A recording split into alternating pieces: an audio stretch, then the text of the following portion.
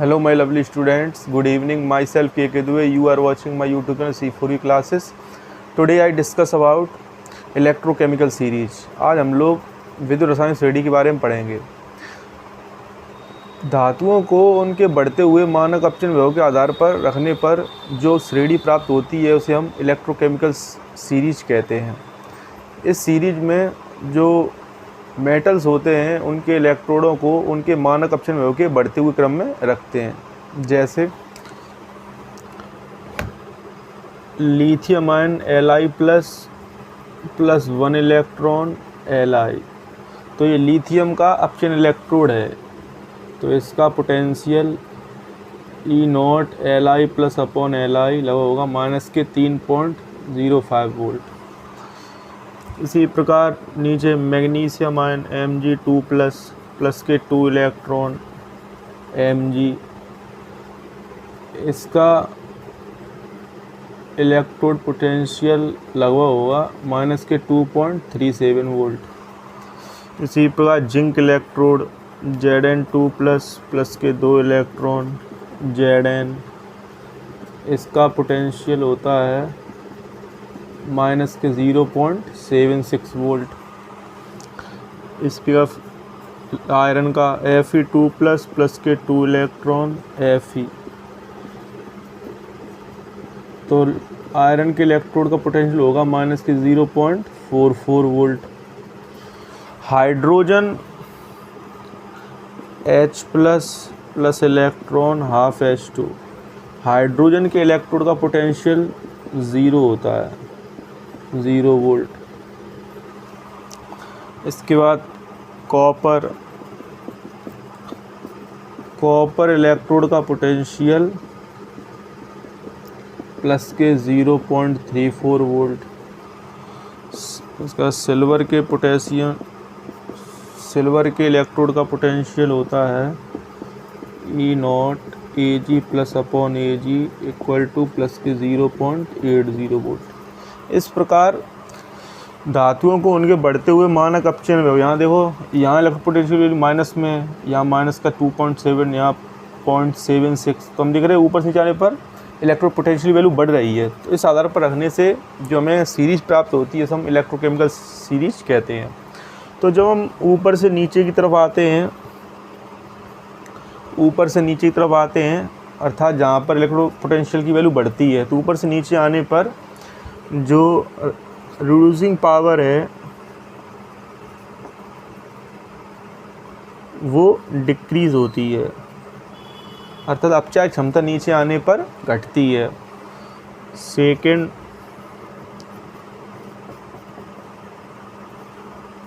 Oxidising power ये बढ़ती है।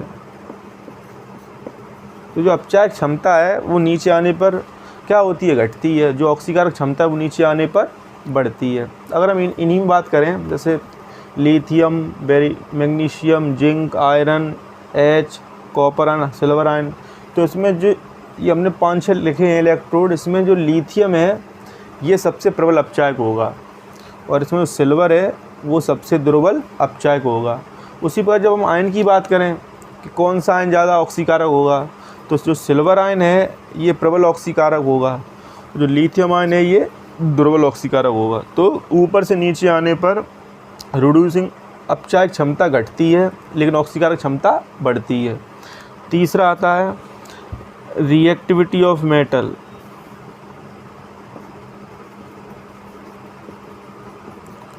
तो आप जब भी ऊपर से नीचे आएंगे तो धातुओं की जो रिएक्टिविटी होती है, सक्रियता, वो घटती है। तो श्रेणी में ऊपर से नीचे आने पर धातुओं की जो रिएक्टिविटी होती है वो क्या करती है, डिक्रीज़ हो जाती है। तो तीसरा फैक्टर है कि श्रेणी में ऊपर से नीचे आने पर धातुओं की रिएक्टिविटी कम हो जाती है।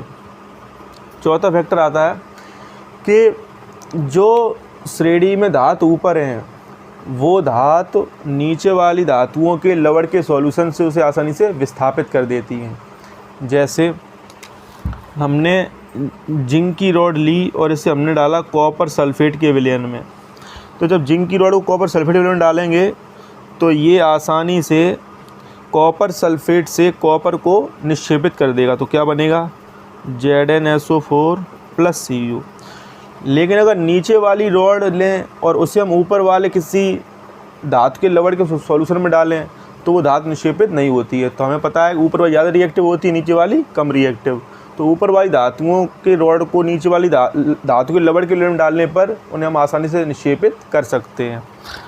पांचवा फैक्टर आता है कि जो धातुएं ऊपर होती हैं वो डाइल्यूट एसिड से क्रिया करके आसानी से H2 गैस देती हैं।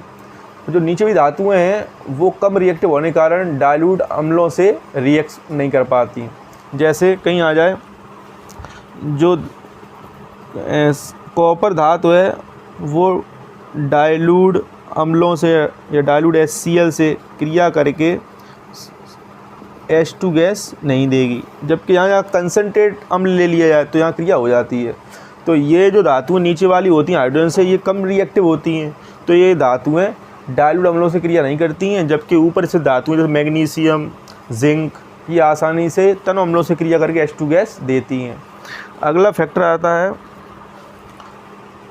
H2 गैस के साथ अपचयन क्षमता।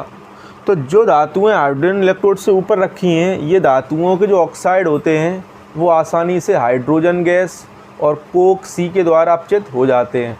और जो धातुएं जिंक से ऊपर होती हैं उनके ऑक्साइड जो होते हैं वो कोक द्वारा अपचित नहीं होते।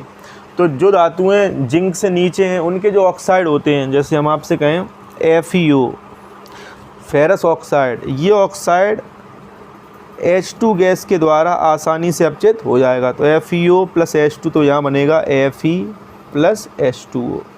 तो जो धातुएं जिंक से नीचे स्थित हैं या आयरन से नीचे हैं वो धातुएं क्या होती हैं, हाइड्रोजन अपचय के द्वारा आसानी से अपचित हो जाती हैं।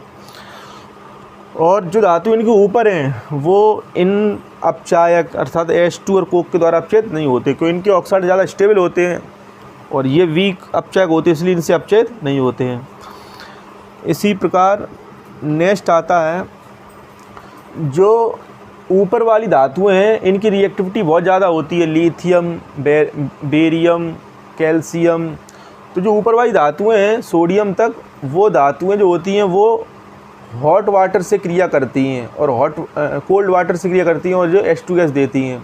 तो highly reactive metal easily react with cold water then form H2 gas. But जो जिंक से नीचे स्थित हैं वो गर्म पानी से क्रिया करती हैं। तो हमें ये भी याद रखना है कि जो धातुएं ऊपर स्थित हैं उनकी रिएक्टिविटी ज़्यादा होती है तो वो कोल्ड वाटर से H2 गैस देती हैं, और जो धातुएं जिंक और इसके नीचे हैं वो गर्म पानी से क्रिया करके H2 गैस देती हैं। और इस श्रेणी में जो अधातु नीचे रखी है, फ्लोरीन के ऊपर क्लोरीन, उसके ऊपर ब्रोमीन, उसके ऊपर आयोडीन। तो इस श्रेणी में जो नॉन मेटल्स रखी हैं उनमें जो फ्लोरीन है वो सबसे नीचे रखा है। तो फ्लोरीन की जो ऑक्सीकारक क्षमता है वो सबसे ज़्यादा होती है। तो वहाँ पर उल्टा कॉन्सेप्ट हो जाता है। जैसे हम आपसे कहें जो फ्लोरीन है वो अपने से ऊपर वाले लवण के विलयन से उसे विस्थापित कर देगा। तो अधातुओं में जो नीचे स्थित अधातु है वो अपने से ऊपर इस अधातु के लवण के विलयन से उसे आसानी से विस्थापित कर देता है। जैसे हम आपसे कहें 2 kBr plus Cl2, 2 kBr plus Cl2, तो यहाँ से बनेगा 2 KCl प्लस Br2। तो हम आपसे कहें क्या ये अभिक्रिया संभव होगी, क्योंकि इसमें जो क्लोरीन है वो ब्रोमीन को रिप्लेस कर रहा है, अर्थात यहाँ क्लोरीन के द्वारा ब्रोमीन का विस्थापन हो रहा है। तो क्या ये हो सकता है? तो ये हो सकता है, क्योंकि क्लोरीन जो है ब्रोमीन से ज़्यादा ऑक्सीकारक होता है। जो क्लोरीन इस श्रेणी में नीचे स्थित है और ब्रोमीन उसके ऊपर स्थित है। तो जो नीचे वाली अधातुएं होती हैं वो अपने से ऊपर वाली अधातुओं के लवण के वैलेंस से आसानी से विस्थापित कर देती हैं। तो ये आज का